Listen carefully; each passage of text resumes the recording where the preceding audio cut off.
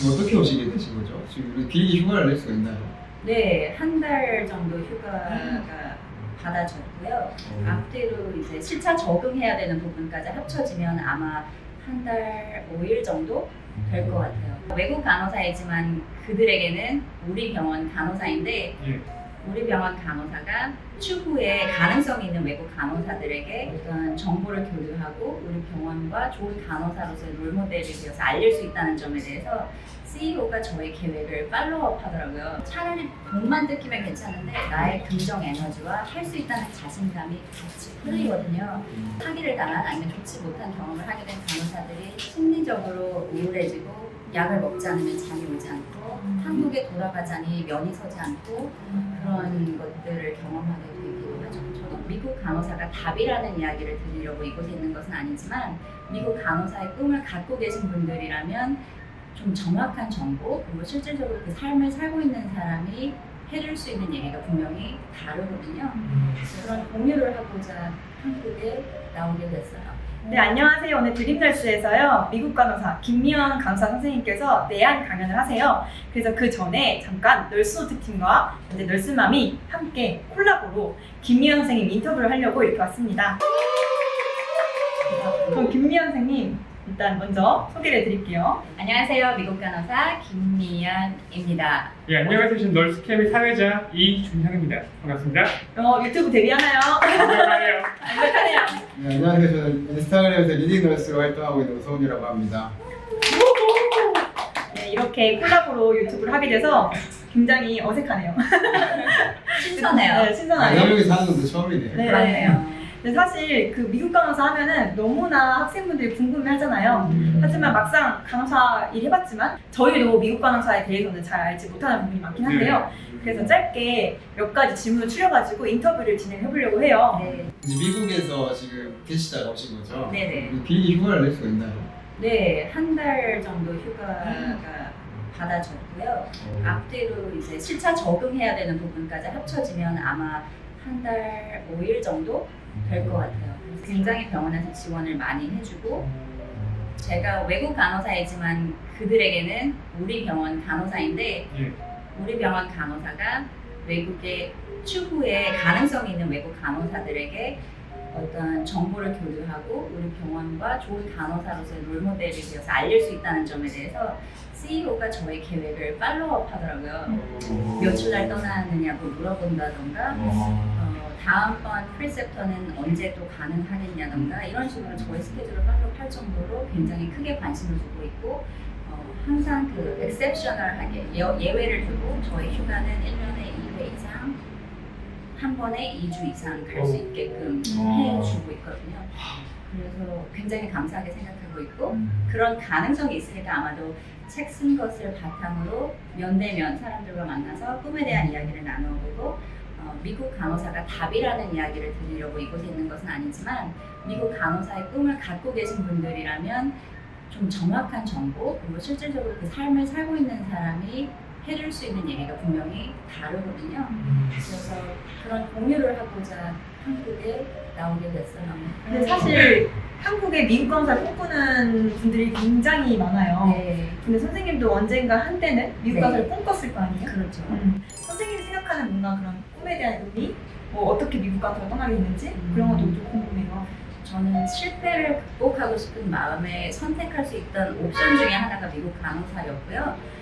저는 호주 유급 간호사 인턴십을 산업인력공단에서 주최하는 프로그램에 발탁이 돼서 호주에 다녀온 경험이 있는데 처참한 실패로 돌아갔던 적이 있어서 추후에 외국에서 간호사가 되는 계획을 세운다면 정말 철저하게 세우고 싶다는 마음이 들었고 그래서 아마도 조금 그 경험이 있었기 때문에 조금 더 치열하게 준비를 해야 되겠다는 생각을 했던 것 같고요. 그래서 정당한 대우를 받으면서 일하고 싶었고 그렇지 못한 환경에서 내가 신규 간호사로 뭔가 시스템을 바꾼다던가 하는 것은 불가능하다는 생각이 들었고요. 꿈을 잘 꿀 수 있는 바탕이 주어져야 좋은 꿈을 꿀 수 있는 거거든요.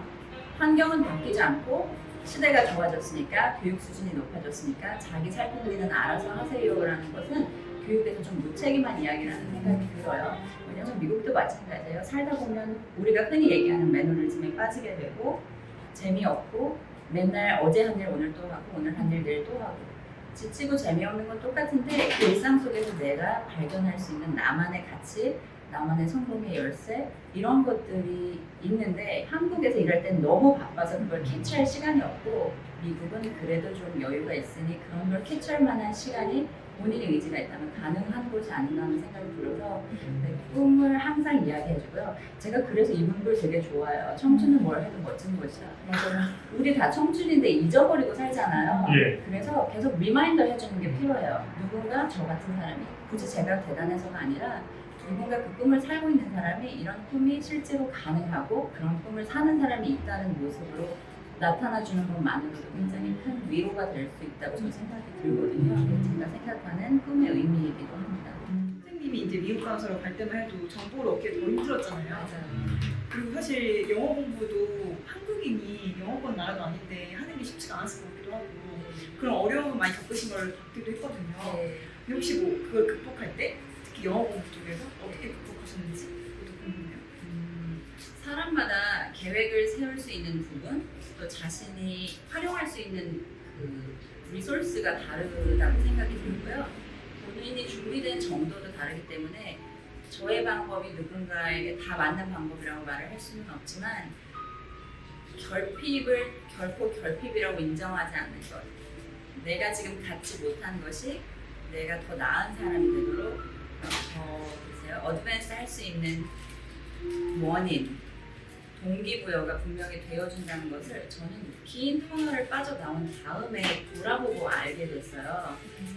근데 만약 그것을 터널을 빠져나가는 동안 알 수 있었더라면 그 과정이 좀 덜 고통스럽지 않았을까 하는 생각이 들고요. 그런 얘기 하죠. 왜? 한 달 만에 영어 완전 정보? 말도 안 되죠. 어떻게 생각을 하시는지 모르겠어요. 저는 그런 건 없다고 생각해요. 이 사람이 이렇게 했으니까 나도 이렇게 해야지. 그럼 되겠지? 그런 건 없어요. 자신의 나이도 다르고 성향도 다르고 간호에 대한 열정 수준도 달라요. 그리고 가끔 그런 이야기 하죠. 간호사가 돈 얘기하면 글렀다, 안 된다. 간호사는 환자의 생명을 다루는 직업이기 때문에 조금의 희생은 사실 그 직업군에서 요구되는 어떤 뭐랄까요, 문화 그리고 기대치 이렇게 느껴지는데 저는 간호는 직업이라고 생각해요.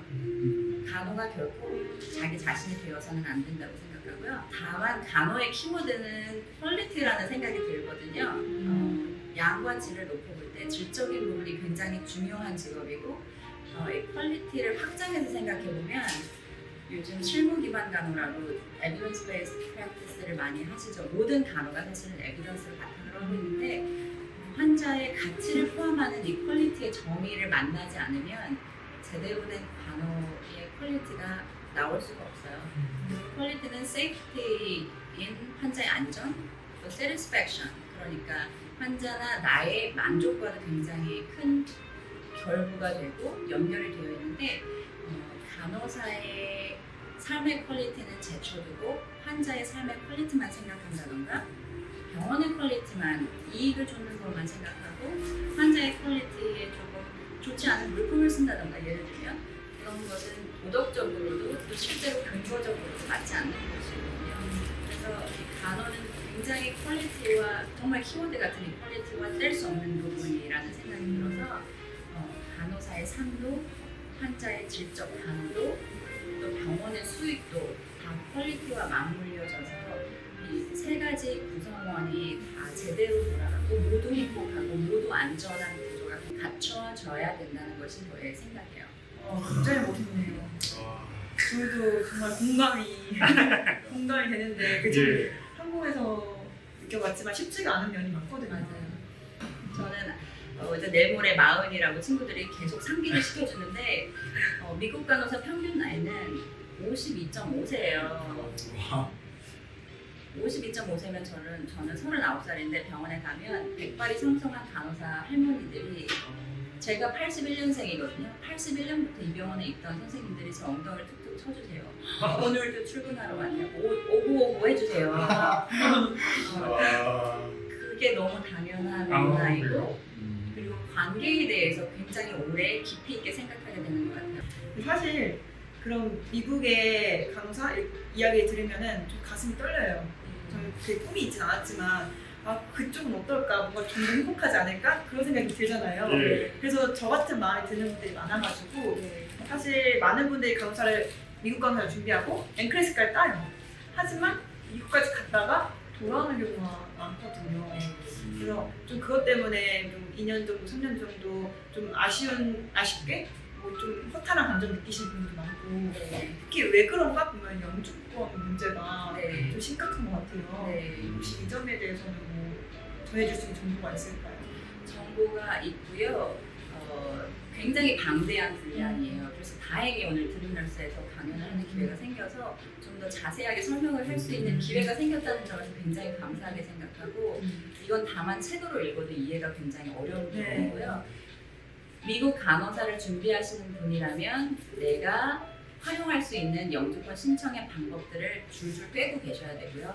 그렇게 하지 않으면 저처럼 사기당하고 돈 날리고 삥 뜯기는 상황이 생길 수 있어요. 차라리 돈만 뜯기면 괜찮은데 돈과 함께 나의 긍정 에너지와 할 수 있다는 자신감이 같이 풀리거든요. 그래서 그 부분에서 사실은 사기를 당한 아니면 좋지 못한 경험을 하게 된 간호사들이 심리적으로 우울해지고 약을 먹지 않으면 잠이 오지 않고 한국에 돌아가자니 면이 서지 않고 그런 것들을 경험하게 되기도 하죠. 저도 그런 경험을 했고 영주권에 대해서는 저는 굉장히 우연한 기회에 영주권 신청을 시작하게 되었는데요. 한 3년 정도 아르바이트 하면서 아 이제 이만큼 했으면 됐다 하는 마음이 들더라고요. 그래서 아 이제 아르바이트 하고 비행기표 살 돈은 있어야 되니까요. 그래서 모아둔 돈 다 쓰고 비행기표 살 돈을 모아서 한국으로 돌아가자 하는 마음을 먹고 아르바이트를 시작했고요. 미국에 안 살 거야 하는 마음으로 접고 나니까 안 보이던 것들이 보이기 시작하더라고요.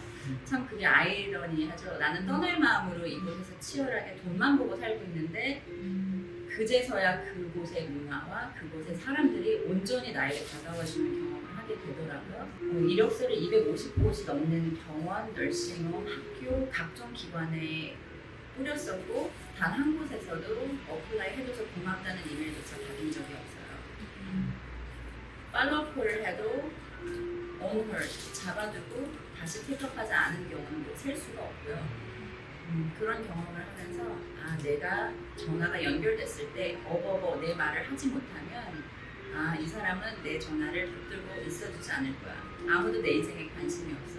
내가 영어를 잘하고 이 사람들이 듣고 싶어하는 이야기를 들려주고 일목요연하게 이야기를 해야 소통이 훨씬 더 원활하다는 생각이 들어서 영어 공부에 박차를 가게 된 것도 있고요. 영주권을 그렇게 받고 싶어서 영주권을 받기 위해서 다양한 기관에 어플라이를 하던 중에 한 곳에서 전화가 왔어요. Miss Kim, Miss Kim, 예. can you work from next Monday? And it was Friday. Friday였어요. 제가 전화 받았을 때가 금요일이었고 저는 한국 바베큐 식당에서 불판을 나르고 있었거든요.